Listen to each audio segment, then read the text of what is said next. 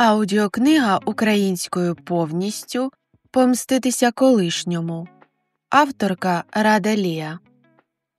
Розділ 1. Я ледь затягую важку валізу в маршрутку, яка має їхати до Києва. Оглядаю салон. Майже всі місця зайняті, навіть прохід завалений сумками. Нарешті натикаюся поглядом на порожнє місце за водієм і сідаю. Маршрутка відправляється, а я втуплююся у вікно. На дворі йде дощ. Він омиває дорогу і старі будинки, поки ми виїжджаємо з міста, роблячи сірим і безрадісним все навкруги. Це сходиться з моїм настроєм. Хочеться плакати. Кілька сльозинок скочуються по моїх щоках. Витираю їх і зусиллям волі стримуюся, щоб не розплакатися сильніше. Колись переїзд до Києва був моєю мрією. Я для цього багато працювала. Тепер він виглядає більше як вигнання. Необхідний крок, щоб все забути і жити далі. Згадую, як Мирон вчинив зі мною, і знову хочеться плакати. «Доцю, будеш яблучко?» – відриває мене від сумних думок жінка, яка сидить поруч. «Солодке, домашнє, вітамінка яка-не-яка». Я дивлюся на червоний налитий фрукт і думаю відмовитися, але механічно простягаю руку і беру гостинець. «А ти чого така зажурена?» – питає, побачивши мої заплакані очі. «Проблеми на роботі». Вона співчутливо дивиться на мене і зітхає. «Повір мені, жінці, яка життя прожила, що воно не варте твоїх сліз і нервів. Скільки такого в мене було?» – вона махнула рукою. «Інтриги, плітки, навіть звільнили одного разу. Потім все забувається. Лише часу, витраченого на це, шкода. Повір, все в тебе буде добре». Я дивлюся на її доброзичливе зі зморшками обличчя, і мені справді легшає. Ніби вона щось знає про майбутнє. Усміхаюся. Ховаю яблуко в наплічник. «То ти на роботу їдеш?» – продовжує розмову жінка. «Тільки влаштовуюся». «Ти хороша дитина», – каже вона з усмішкою. «Хай тобі, дочко, Бог допомагає». Поволі, як їде маршрутка, похитуючись і заколихуючи, я засинаю. Прокидаюся, коли автобус зупинився на заправці, щоб люди перепочили. Жінки поруч немає. На сусідньому сидінні лежить яблуко і браслет з зелених каменів, схожих на нефрит. Через 5 хвилин пасажири зайшли до салону, але жінка не повернулася. «Почекайте, тут ще однієї людини немає», – вигукую, коли водій заводить двигун. «Вона вийшла на своїй зупинці раніше», – каже чоловік, і ми виїжджаємо на дорогу. Я задумливо дивлюся на яблуко і браслет. Мимоволі згадую Мирона. «Уявляєш, скільки ми всього досягнемо разом», – шепоче він мені на вухо, коли ми лежимо на дивані і дивимося відео про диких звірів в Африці на каналі Discovery. «Заснуємо компанію, об'їздимо цілий світ, житимемо у власному будинку». Проводжу пальцем по його долоні, усміхаюся. Мені також подобається мріяти про таке. «З таким розумом, як у тебе, у нас все вийде», – продовжує Мирон. «Коли завершимо доробку, можливо, навіть американці її куплять». Задумуюся. Не так-то й просто цю програму доробити. Я вже об'їздила не одну компанію, збираючи інформацію про різні бізнес-процеси, щоб протестувати їх. Однак кожного разу щось доводилося доопрацьовувати. Ніби якоїсь детальки не вистачає, щоб програма запрацювала як конструктор, і її можна було б налаштовувати для всіх. Потрібно, щоб новий співробітник, проходячи різні тести і завдання, в ігровій формі знайомився з усіма бізнес-процесами, своїми майбутніми задачами та колегами і їхніми обов'язками в компанії. І після завершення всіх рівнів був готовий працювати. Такі системи існують, але всі вони нудні та потребують доопрацювань. Мій же продукт йде у форматі комп'ютерної гри. Мирон цілує мене в лоб, притискає до себе. Потім засовує руку під кофту і ніжно торкається до грудей. Я стогну і закриваю очі. Ми ніби створені одне для одного. Нам добре розмовляти, в нас спільні цілі в житті, і в сексі все чудово. Поступово він стягує з мене светер і штани, потім білизну. Цілує в шию, і від його гарячого дихання по шкірі пробігають мурахи. На якийсь час я забуваю про проект. Маршрутка зупиняється на станції метро Харківська. Я беру браслет і яблуко і підходжу до водія. Здається, жінка біля мене це забула. Якусь мить він похмуро дивиться на мене. Навряд чи вона за цим повернеться. Візьме собі. А браслет? Може, він дорогий? Чоловік переводить погляд на нефритову прикрасу. Кривиться. Сумніваюся. Залиш свій номер телефону. Якщо жінка зателефонує, направлю її до тебе. Але думаю, що ти сміливо можеш забирати його собі. Я залишаю свої контакти, ховаю у наплічник яблуко, засовую в кишеню браслет і спускаюся в метро. О 10 ранку в неділю на платформі майже порожньо. Заходжу у вагон, сідаю. Дістаю з кишені знахідку. З подивом дивлюся на металеву пластинку, яка звисає з прикраси, і яку я не помітила раніше. На ній значиться напис «На щастя». Зітхаю. Чого-чого, а щастя мені не завадило б, бо я ніби народилася безталанна. Розум і зовнішність є, а щастя і удачі немає. Виходжу на станції Мінська. Тут мене має зустріти університетська подруга Марічка. І як тільки підіймаюся з метро, бачу її. Єдина дівчина в яскраво-червоному пальті і з рудим волоссям. Вона кидається до мене і стискає в обіймах. Цілує у щоку. «Добре, що ти приїхала», – щебече, коли ми прямуємо до її квартири. «Мені не вистачало наших запальних університетських вечірок, бо тут всі на спорті і правильному способі життя». «Серйозно?» «Ні», – сміється Марічка. «То я сказала, щоб якось виправдати те, що ми з тобою тут будемо гуляти». Озираюся. Жовте і червоне листя частково вкрило дерева і землю, хоча трава ще зелена. Ми переступаємо через глибокі калюжі та стаємо на дерев'яні дощечки, щоб не намочити ноги. Проходимо повз базар. Відчуваю себе самотньою, ніби втратила дім. Коли заходимо у квартиру, мене обдає затишком та теплом. «Роззувайся, мий руки і йди сюди», – каже Марічка і прямує на кухню. Коли проходжу до неї, вона дістає піцу з пакета і ставить на стіл кілька пляшок пива. «Відсвяткуємо твоє нове життя». Посміхаюся, а хочеться плакати. Раніше в мене були коханий чоловік, робота і власний проект, який мав стати золотим ресурсом, гарантувати краще майбутнє. Тепер же немає нічого. Марічка помічає мій настрій, бере мене за руку. «Який гарний браслет!» – вигукує. Потім придивляється і читає вголос. «На щастя!» Я здивовано дивлюся на прикрасу, яку непомітно для себе натягнула на руку. Підіймаю очі на подругу. Вона ж підморгує мені і простягає пляшку. «За твоє майбутнє щастя, Аріно!» «За моє щастя!» Механічно повторюю і роблю ковток. Потім дістаю з наплічника яблуко і відкушую. Мені хочеться все розповісти Марічці, вивільнити душу і розум, пожалітися. І я знову згадую Мирона.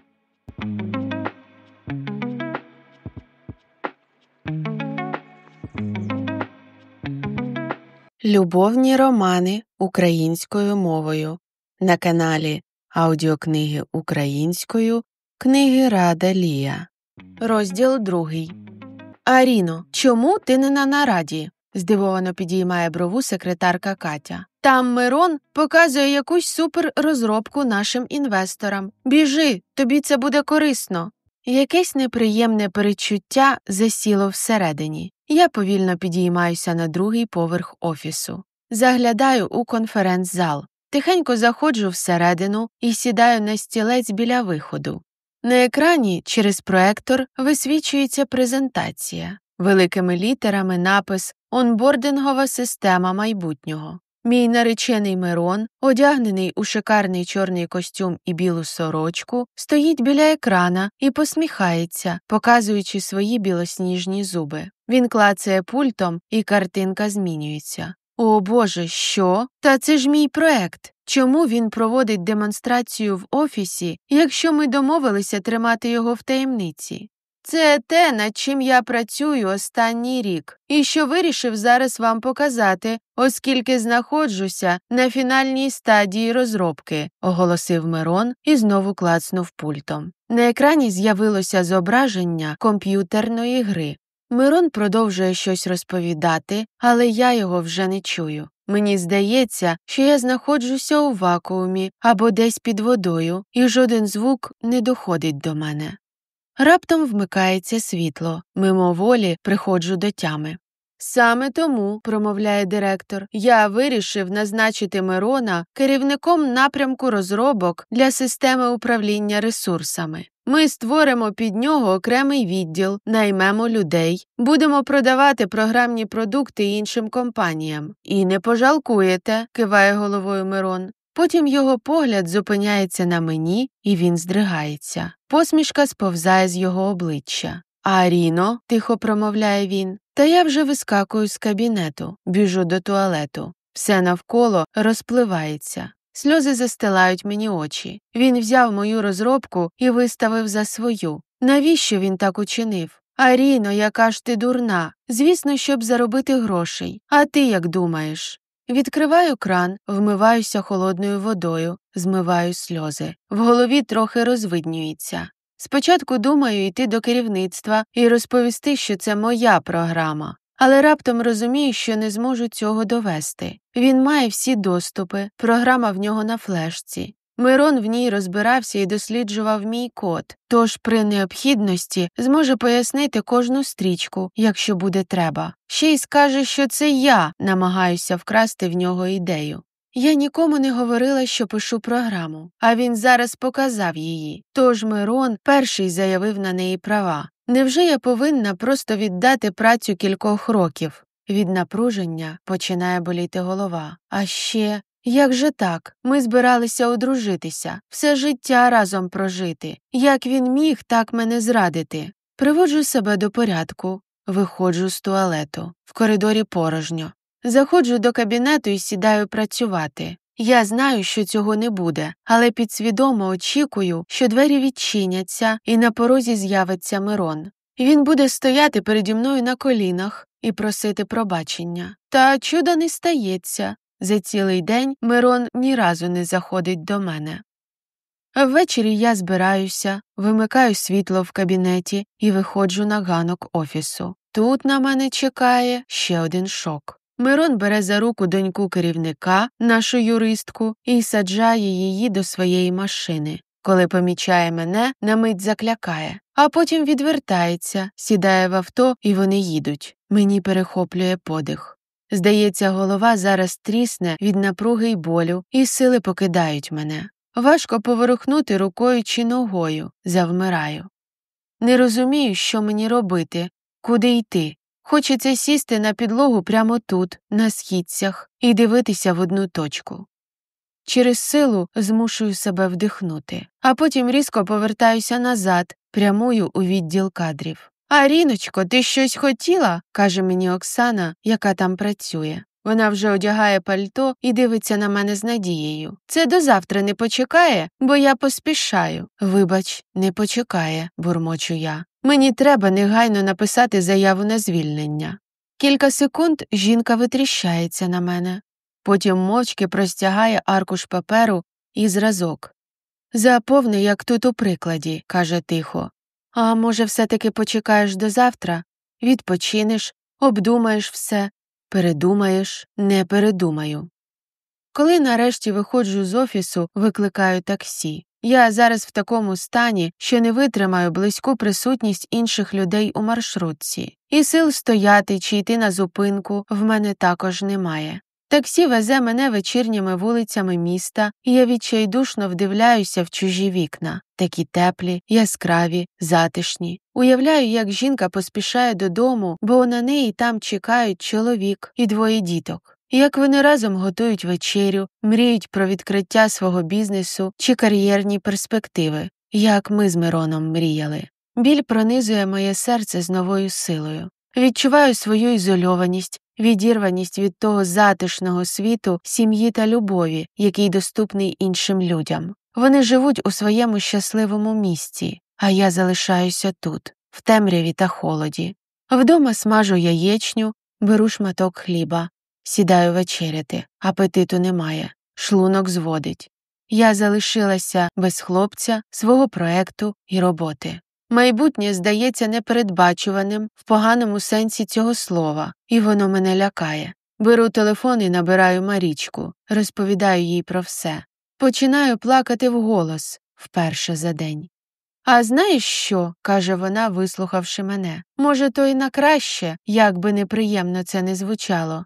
Я вже кілька років кажу тобі переїжджати до Києва, бо тут більше перспектив. Ти б вже давно свою компанію відкрила. А ти все трималася за Мирона. А тепер, як ви не разом, переїдеш до мене, почнеш життя з чистого аркуша». «А чому б і ні?» – несподівано для себе промовляю. «Ти маєш рацію. Як тільки розв'яжу питання, пов'язані зі звільненням, відразу спакую валізу і приїду до тебе». Кладу слухавку і задумуюся. Біль не зменшився, але від прийнятого рішення раптом стало спокійно і визначено на душі.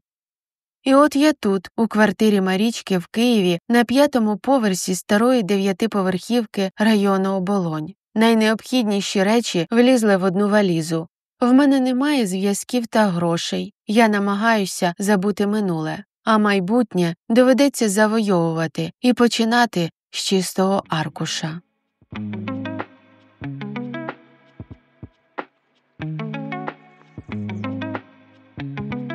Розділ 3. Прокидаюся вранці у квартирі Марічки сама. На столі біля ліжка записка. Я на роботі. Буду о 8:00. Залишки піци в холодильнику. Розігрій у мікрохвильовці. Потягуюся і вилізаю із-під ковдри. Зіщулююся. В кімнаті прохолодно. Засовую ноги в капці і підходжу до вікна, наче й не виїжджала нікуди. Такий самий двір зі старими 9-поверхівками, багато дерев внизу, футбольне поле, люди з собачками гуляють. От тільки там я була керівником відділу розробки і мала власний проект, а тут я безробітна і без великих запасів грошей. Вмиваюся, роблю собі каву і розігріваю піцу. Вмикаю лептоп. Починаю з Work.ua. Кілька годин перечитую описи вакансій. І нарешті натрапляю на щось цікаве. Потрібен аналітик у відділ розробки нової гри для американського ринку. Читаю вимоги і розумію, що це ті знання, які мені необхідні були для написання мого продукту. Тоді розробка була не завершена, бо мені не вистачало даних, не до кінця розібралася.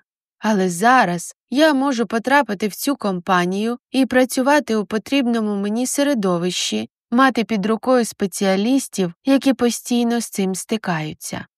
Відправляю своє резюме. Якщо мене візьмуть, то я зможу заповнити той пробіл і завершити проект. Далі заклякаю. Заповнити пробіл, щоб що. Мирон вкрав мою програму, тому мені немає що завершувати. І все ж відчуваю, що мушу це зробити. Це ніби моя дитина, яку я маю народити. Моє творіння. Хочу, щоб воно запрацювало. Поки чекаю на подругу, прибираю у квартирі, готую салат і пасту. Ще раз перевіряю свій профіль. Неочікувано вже є відповідь. Вони запрошують мене на співбесіду. Завтра. Починаю тремтіти. Нервова система ні до чорта. Я по співбесідах 100 років не ходила. Звикла, що мене просто кличуть по знайомству, як хорошого спеціаліста. Вже й забула, як це робиться. Перечитую ще раз їхні вимоги, потім своє резюме і досягнення, що я вмію. Переглядаю збережені на лептопі файли. За підготовкою проходить кілька годин.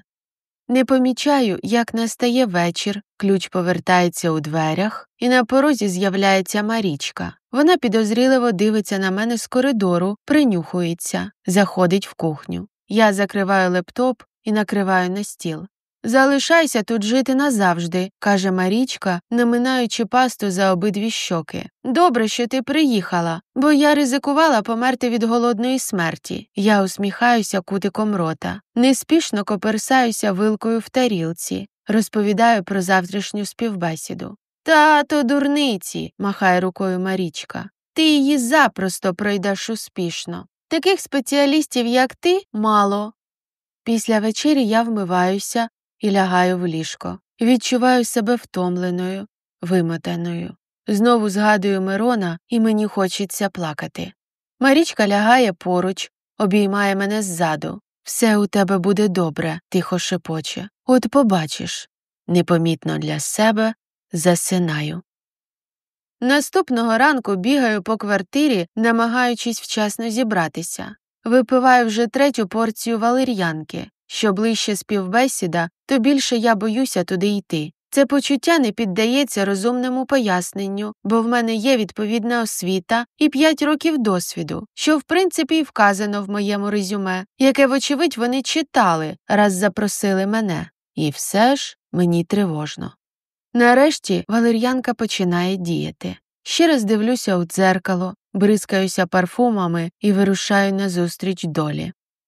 До офісу прибуваю вчасно, навіть на кілька хвилин раніше. На секунду затримуюся біля входу, кидаю погляд на мій браслет і вголос читаю напис «На щастя». Роблю глибокий вдих. Мене відразу проводять до кабінету керівника департаменту. За столом сидить доволі молодий, не старше 40-45 років чоловік, темноволосий, блакитні очі, широкі вилиці. Він встає і простягає мені руку, усміхається. Дем'ян, керівник департаменту IT.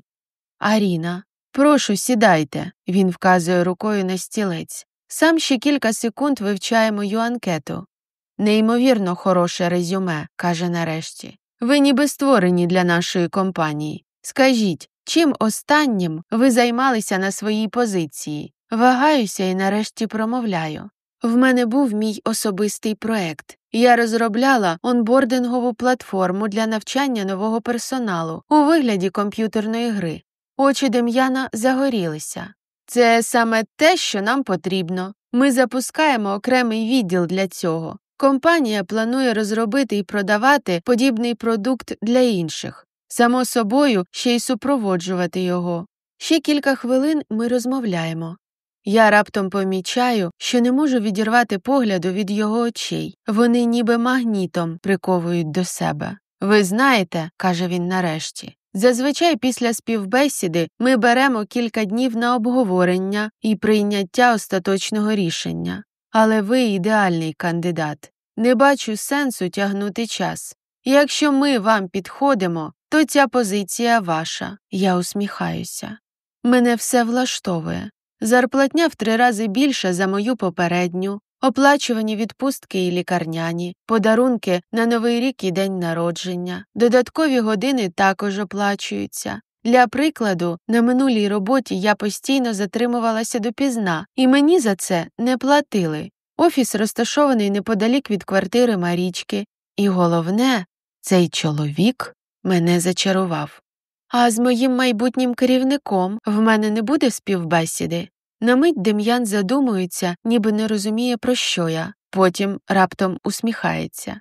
Я ж не прояснив всю ситуацію. Ми вас беремо на позицію керівника відділу, а не аналітика. А ви вже під себе наберете необхідну команду. Я ошелешено витріщаюся на нього. Ого, це неочікувано. То керівника в мене не буде? Ставлю дурне питання. Чому ж? Дем'ян підморгує, від чого кров приливає мені до щік. Вашим керівником буду я. Ми будемо багато працювати разом.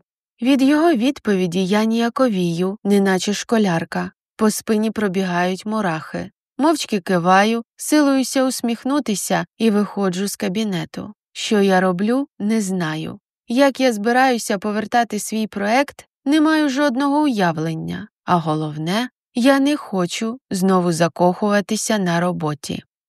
Виходжу з офісу, вдихаю на повні легені. Мене розривають почуття болю від зради і втрати свого місця в житті і водночас ейфорії від нових перспектив, радості та сильної зацікавленості Дем'яном. Останнє намагаюся прогнати зі своєї голови та серця, бо нові проблеми мені ні до чого. Вирішую прогулятися додому пішки. Озираюся, уважно розглядаю старовинні будівлі, вже майже голі дерева і каштани, які валяються під ногами. Раптом мені приходить повідомлення на телефон від Мирона. Навіть не думай комусь сказати. Ти не зможеш цього довести, тільки осоромишся і наживеш собі ворога в моєму обличчі.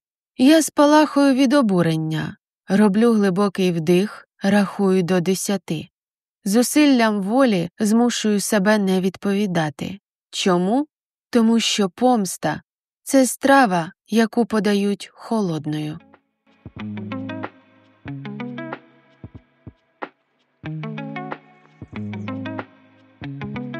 Повна аудіокнига українською на каналі Аудіокниги українською повністю Романи Рада Лія.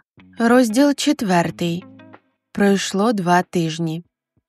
Я заходжу до поки що пустого кабінету на 4 особи. Це досить незвично, звертаюся до Дем'яна. Зазвичай компанії більше полюбляють Open Space. Вам подобається Open Space? Відразу питає він. Мені – ні, бо в такій атмосфері важко сконцентруватися. Хтось п'є каву, інші говорять, сміються чи розмовляють по телефону. Треба йти шукати якесь окреме приміщення, щоб обговорити зі своєю командою проект. Це кошмар для програміста-інтроверта. Я так і думав, чоловік щиро усміхається. Тому у вас окремий кабінет, щоб ви з вашою командою комфортно почувалися і були максимально продуктивними. Він дивиться мені в очі, і я шаріюся, збентежено прокашлююся. Дякую. Займаю стіл біля вікна, з якого відкривається чудовий краєвид. Через годину мені приносять лептоп з вже встановленим усім необхідним програмним забезпеченням. Відразу після цього до кабінету заходить Дем'ян. Ну як, вже трохи обжилися? Я киваю. Зараз в нас відкриті вакансії на 2 програмістів і 1 аналітика. Вам треба буде разом зі мною проводити співбесіди. Хочу, щоб працівників обрали саме ви. Я знову киваю. Він бере стілець від сусіднього столу і ставить його біля мене, сідає поруч, підсовується ближче. Ось в цій теці знаходиться інформація про наших працівників і хто та за що відповідає. Дем'ян водить курсором по екрану. Поки що так. Вже після доробок вашого відділу буде в іншому вигляді. Я затамовую подих. Його близькість напружує. Ну, працюйте, каже він і встає. Не буду вам заважати. Чоловік виходить, і я видихаю. Поруч з ним чомусь мені важко дихати. Набираю чашку води з кулера в коридорі і повертаюся до столу. Починаю розглядати дані з вказаної босом теки. Упродовж дня ми проводимо 2 співбесіди з програмістами, але жоден з них не відповідає вимогам. Мені потрібен хтось, хто на цьому знається краще за мене, щоб заповнити деталі, яких не вистачає, щоб все запрацювало. О 7:00 встаю з-за столу і збираюся додому. Сьогодні п'ятниця, і ми домовилися з Марічкою випити вдома вина, подивитися якийсь фільм і всю ніч розмовляти. Прийде ще якась її подружка, така собі дівоча вечірка. Виходжу з офісу.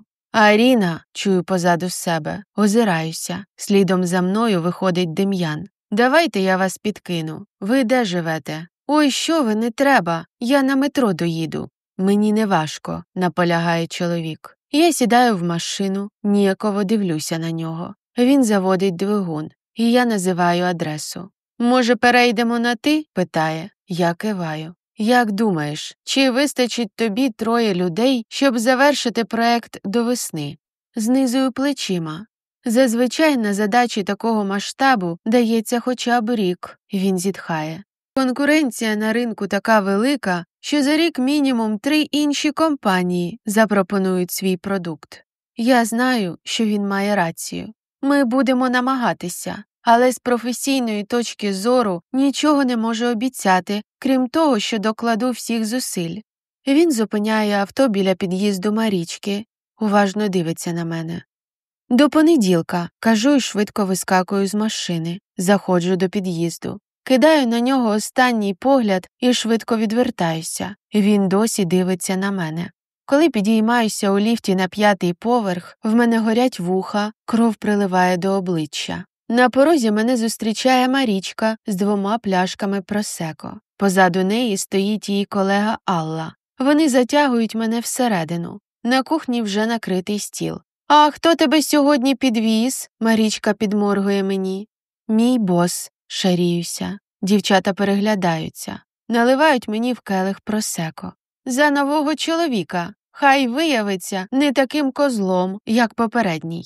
«Дівчата, перестаньте», намагаюся їх вгамувати. Тим часом ми проводимо чудовий вечір, багато спілкуємося, сміємося, і мені раптом стає легше на душі. Відпускаю ситуацію з Мироном. Наступного вечора, в суботу, все тим же складом втрьох, ми збираємося на Оболонську набережну, щоб просто прогулятися. Небо вкрите яскравими зорями, наче діамантами, віє прохолодний вітер. Ми йдемо, розмовляємо, і мені ще досі не віриться, що я у Києві, що так різко покинула свій дім, місто і приїхала сюди. Заходимо до найближчого бару, замовляємо нарізку, вино і кальян. Я знімаю пальто. На мені коротка чорна сукня, яка візуально робить мої ноги довшими, а фігуру стрункішою. Дівчата за іншими столиками дивляться на мене з осудом, чоловіки зацікавлено. Після кількох келихів вина мені стає гаряче, легко, безтурботно. Я більше не пам'ятаю старих образ на Мирона, ніби скинула тягар з плечей. Хочеться сміятися, курити кальян і залишитися тут назавжди. Підіймаю голову і раптом помічаю, що за столом в кінці залу сидить Дем'ян і дивиться на мене. Він усміхається і киває. Я ніяково усміхаюся у відповідь. «Це хто? Невже твій бос?» – каже Марічка і починає відверто розглядати його. Алла робить те саме. «Дівчата, припиніть!» – шепочу безпорадно. «Негайно перестаньте!» Подруги заливаються сміхом і повертаються до мене. «Я б собі також хотіла такого боса», – продовжує сміятися Марічка. «Просто красень». Позаду прокашлюється Дем'ян, який вже стоїть біля нашого столу. Від сорому не знаю, куди очі подіти. «Привіт! Не очікував тебе тут зустріти. Маєш чудовий вигляд». «Дякую». «Дівчата, ви не проти до нас підсісти?» – звертається вже до всіх. «В нашій чоловічій компанії дуже не вистачає чарівних жінок».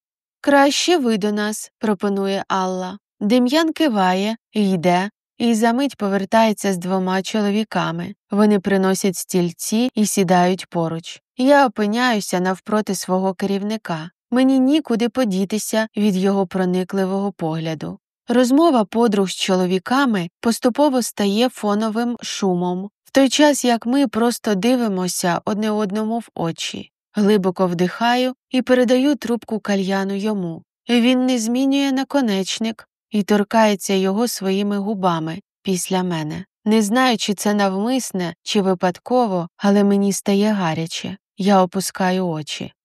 Коли вечір закінчується, ми викликаємо кілька машин таксі, для нас з дівчатами окремо. Прощаємося з чоловіками. Коли черга обійматися з усіма доходить до мене, Дем'ян притискає мене до себе і цілує у щоку. Сідаю в машину. На прощання махаю йому рукою. Всю дорогу розмірковую над цим жестом. Це вже не робочі стосунки, бо ми взагалі не мали пити разом чи обійматися. Але що означає його поцілунок?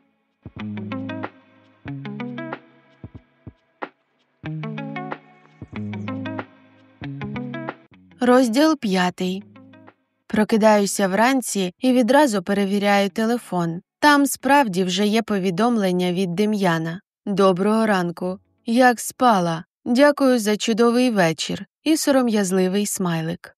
Грудну клітину розпирає від радості. Я зіскакую з ліжка, біжу вмиватися і йду на двір купити круасани й кави, поки дівчата ще сплять. Час від часу зиркаю на свій браслет. Невже напис і справді діє? Замість найближчої кав'ярні ноги несуть мене до Оболонської набережної.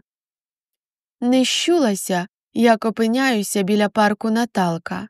Осіннє листя криває землю, яка, здається, вже готується до зимівки. Від цього місця віє спокоєм і затишком. «Аріна?» – раптом чую здивований голос. Повертаюся. Переді мною у спортивному костюмі стоїть Дем'ян і ошелешено дивиться на мене. «Ми постійно з тобою стикаємося. Що ти тут робиш? Я щойно написав тобі, а ти вже тут, ніби думки мої читаєш. Вийшла прогулятися. Ти тут живеш? Неподалік, усміхається Дем'ян. Я не знаю, що ще можна сказати. Збираюся йти, як він зупиняє мене. Аріно, раз ми сусіди, може, на роботу їздитимемо разом? Я не проти. Гаразд. Тоді завтра о 9:45 буду біля твого під'їзду. Я киваю. Махаю на прощання й йду. Всередині мене все стискається від радості. Здається, він дійсно подобається мені, і дуже сильно. Наступного дня прокидаюся о 5 ранку. Так хвилююся, що не можу спати.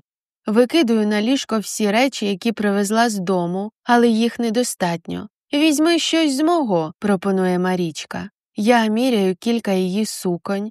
Нарешті зелена з вишивкою сіла ідеально. Виводжу стрілки на очах, накидаю пальто, бризкаюся парфумами і виходжу з квартири. Серце б'ється так, що я нічого не чую, крім цього стукоту. Кожної секунди готова бігти назад до квартири і сказати, що захворіла. Потім лаю сама себе подумки і змушую вийти з під'їзду.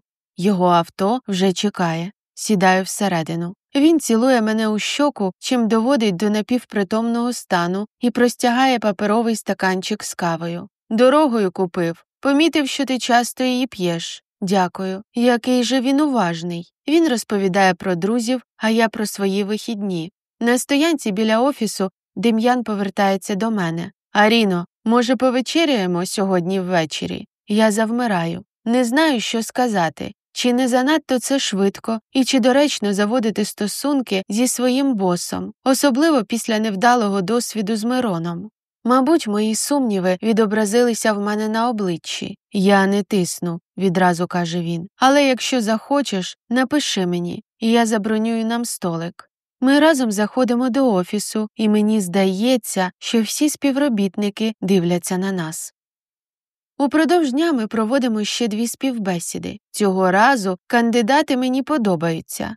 Пізніше втомлена сиджу в кабінеті і дивлюся у вікно. Розмірковую над своїм життям. Я все зробила неправильно. Довірила особистий проект Мирону, завела стосунки на робочому місці. Тепер повторити історію з Дем'яном – це як на одній й тій ж граблі наступити двічі. Але ж якщо він інший, то я можу пропустити своє кохання через страх. Тоді це буде ще більшою помилкою.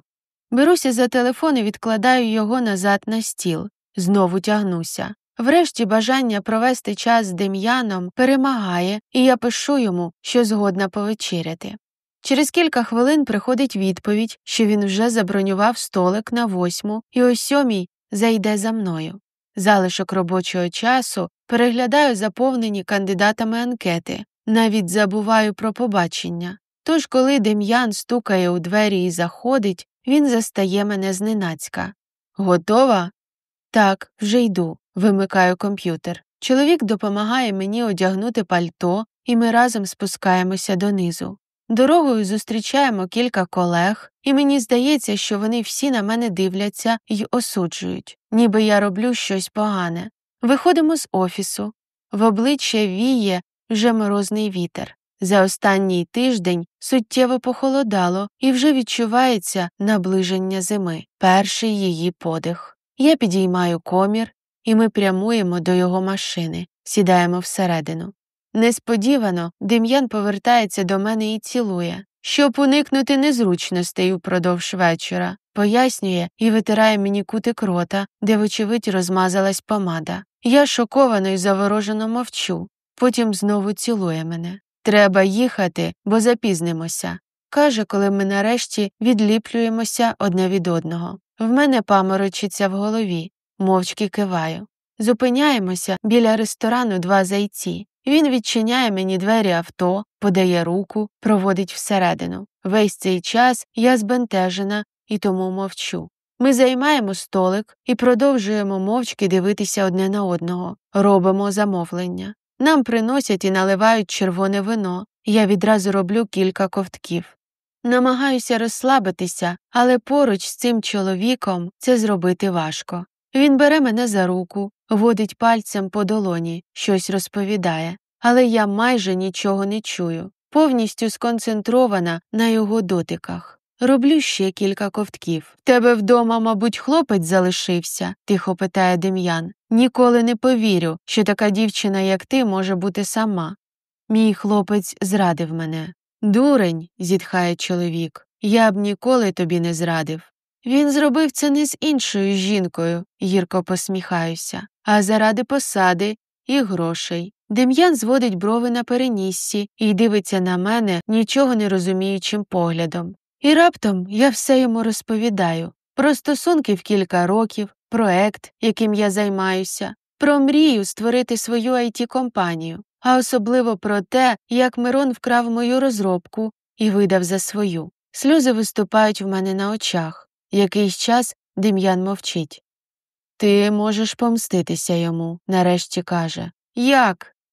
«Візьми цю доробку до нашої компанії. Тоді не треба буде починати все спочатку, і до наступної осені, коли проходитиме IT-арена у Львові, ми представимо її на конференції. Без тебе він її не доопрацює як слід. Таким чином, ти перша покажеш результат, і всі знатимуть, що це твоя програма. В нашій же компанії ти закріпиш свій статус і отримаєш хорошу премію за закінчений проект».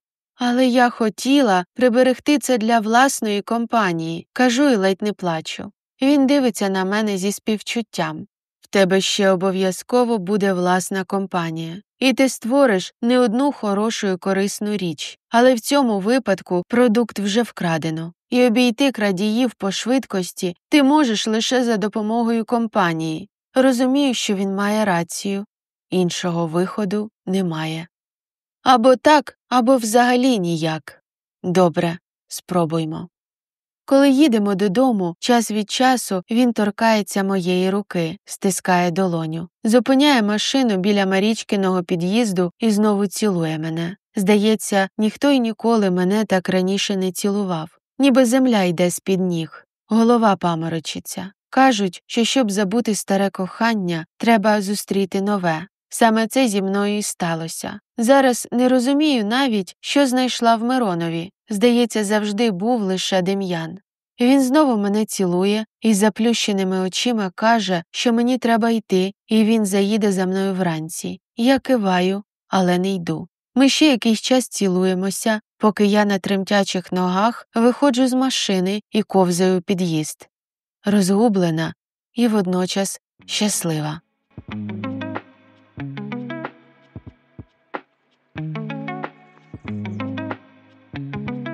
Сучасний любовний роман на каналі аудіокниги українською повністю Романи Рада Лія. Розділ 6. Пройшов рік. Від готелю до будівлі, де проводитиметься IT-арена, хвилин 20 на машині. Увесь цей час я напружено переглядаю слайди для презентації на лептопі. За кермом сидить Дем'ян. «Все буде добре», – заспокоює мене. «В нас чудовий продукт. Ти його протестувала безліч разів на багатьох компаніях». «Я боюся виступати», – кажу, ледь не плачучи. «Там усього-то буде кілька тисяч людей». «Кілька тисяч?» – вигукує ошелешено. Він сміється. «Заспокойся. Я буду поруч. Якщо розгубишся, дивися на мене й уявляй, що розповідаєш усе це мені». Киваю. Буду концентруватися на ньому. Мені так справді легше. Коли ми приїздимо, в мене щелепа відпадає від кількості людей. Представники відомих компаній як в Україні, так і за кордоном. Є графік заходів і лекцій по різних залах. Я в тому графіку теж є. Читаю своє прізвище, і серце починає битися частіше. Дем'ян стискає моє плече, і я заспокоююся. Ми проходимо із зали до зали, збираємо контакти. Нам всюди дають якісь подаруночки і рекламні буклети. Дем'ян в одному з конкурсів складає швидше за інших мозаїку, і нам знову дають подарунки. Найцікавіше у залах, де проходять лекції по найсучаснішим технологіям англійською мовою. На одну з таких потрапляємо. Там представниця компанії Skype розповідає про їхні майбутні розробки і як відбувається взаємодія між людьми. Слухаю, відкривши рота, аж поки Дем'ян не шепоче мені на вухо «Пора». Ми тихо виходимо і прямуємо до зали, де я маю виступати. Мене кидає то в гарячий, то в холодний піт. Руки пітніють. Серце вискакує з грудей. Ніколи не думала, що настане день, коли я зможу представити свій продукт, свою дитинку всьому світові. Що, як їм не сподобається? Або вони розкритикують мою роботу. Як я це переживу? Кожен з тих людей бачитиме моє обличчя, зчитуватиме емоції. «Тихо, тихо», – шепоче Дем'ян. Він зупиняє мене й обіймає. «Ти вся тремтиш. Твій продукт хороший, чудовий, корисний. Він їм обов'язково сподобається».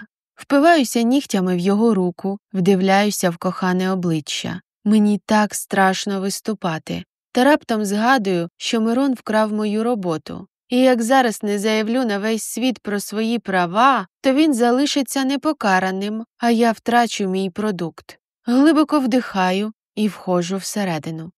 До мене відразу підбігають кілька технічних спеціалістів. Вони беруть мій лептоп і несуть на сцену, під'єднують. Я підіймаюся сходами слідом за ними, прокашлююся. З вдячністю беру склянку води, яку хтось простягає мені, роблю ковток і починаю.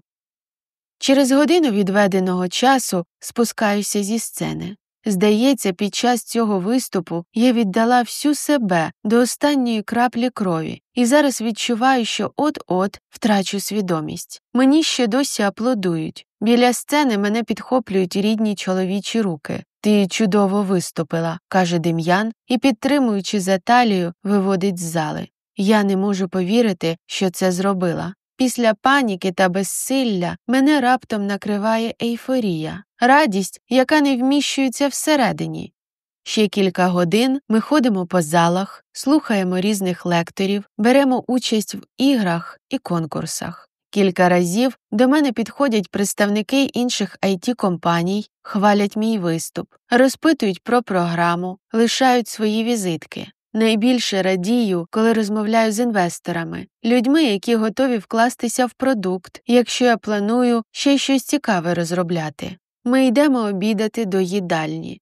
Я повертаю голову і раптом бачу за одним зі столів Мирона. Заклякаю. «Ти чого?» – дивується Дем'ян. «Там Мирон», – шепочу. Ми сідаємо за стіл. Дем'ян приносить тарілки з їжею. «Не реагуй так», – каже тихо.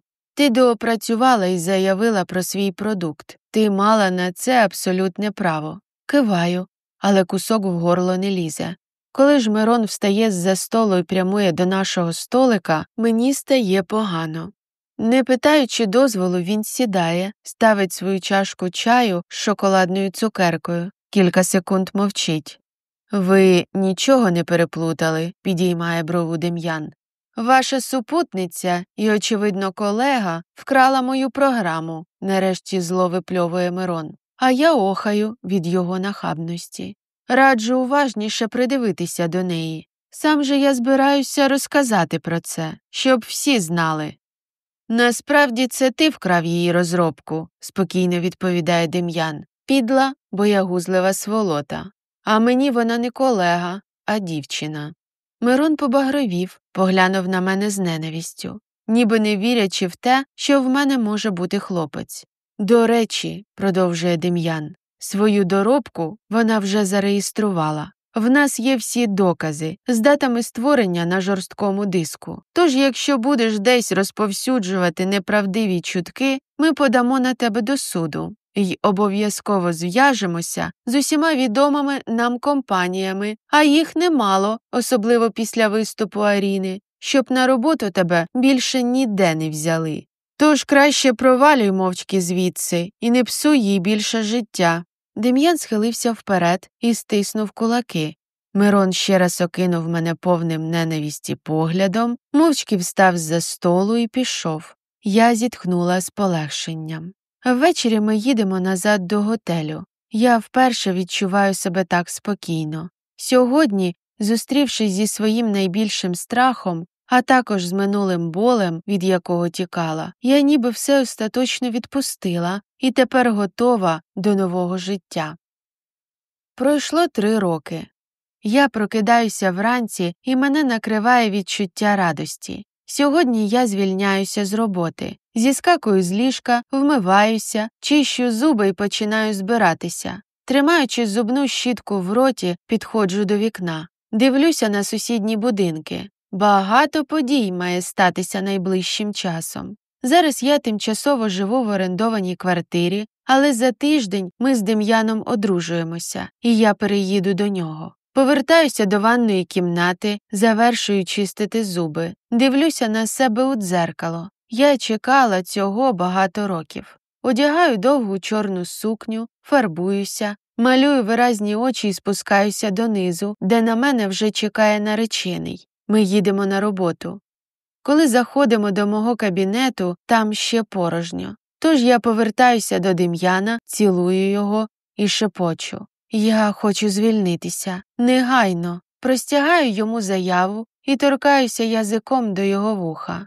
Він здригається й усміхається. Кладе заяву на стіл і підписує її. Потім повертається до мене і знову цілує. Відсвяткуємо сьогодні. Я киваю. Кручуся перед ним, даючи зрозуміти, що саме з цього приводу одягла таку гарну сукню. Тепер мені треба зробити те саме. Він витягає свою заяву з теки і зітхає. І це буде не так приємно, як в тебе. Ніхто мене за це не поцілує і в ресторан не поведе. Я сміюся, підходжу до вікна. Дивлюся на вранішній Київ. Потім опускаю погляд на напис на моєму щасливому браслеті. Сьогодні ми обоє звільняємося, бо через місяць відкриваємо власну IT-компанію, яка буде створювати чудові, корисні, унікальні програми для бізнесу, і якою керуватимемо ми. А за тиждень я виходжу заміж за найкращого чоловіка на землі – Дем'яна. Бо щастя можливе.